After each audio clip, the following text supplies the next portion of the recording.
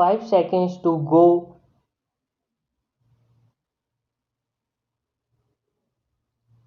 Start. Our electoral system is based mainly on the British pattern.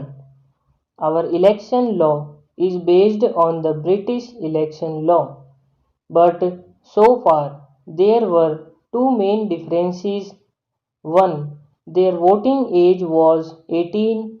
In our case, it was 21. The second difference is and will perhaps remain to be so that there are no reservations of seats under the British law as we have here for scheduled caste and scheduled tribes candidates, which of course is because of our own peculiar social conditions. That is why I said perhaps that is going to stay for some times more. So, this is indeed a very welcome step that we are going to reduce the voting age from 21 to 18.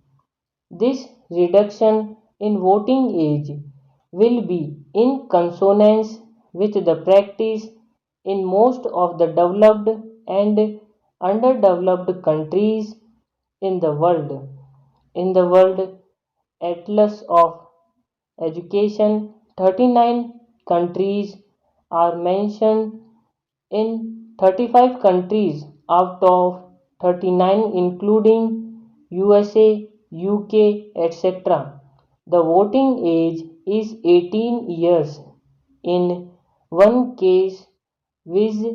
Japan, the voting age is 20 years, and in only 3 cases out of 39, the voting age is 21 years. So, as I said, we are going to be progressive that way.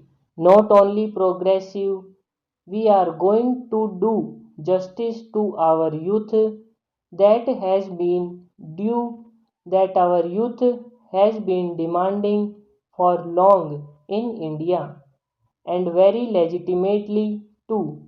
I do not know in how many countries they can contest also. I do not have that information. I cannot enlighten you that perhaps you must do, but at least this will enable them to get themselves involved in the election process. They are already involved. They already take out processions. They do everything. They address meetings also. Only they do not vote. But no election is fought without the help of our young friends. So they are there. At 18 years, they are sufficiently literate, also educated. I think more than 70% in the age group of 18 to 21 years are literate. When the founding fathers of our Constitution adopted universal adult suffrage, what was the incidence of education in India?